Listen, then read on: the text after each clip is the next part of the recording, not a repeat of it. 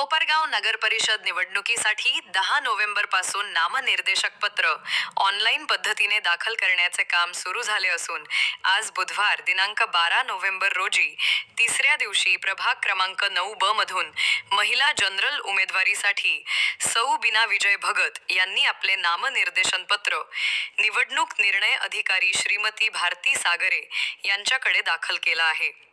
कोपरगाव नगर परिषद सार्वत्रिक निवडणूक 2025 साठी सध्या नॉमिनेशनचे अर्ज स्वीकारणं सुरू आहे. आज फॉर्म भरण्याचा आजचा हा तिसरा दिवस आहे.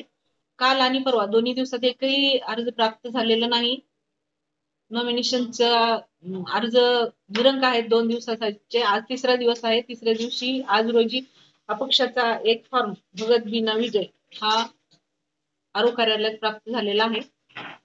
बाकी निवडणूक बाबतची जी काही प्रोसिजर आहे ते आम्ही प्रिपेअर आहोत त्यासाठी आणि शांततेच्या वातावरणात पार पडणार आहे.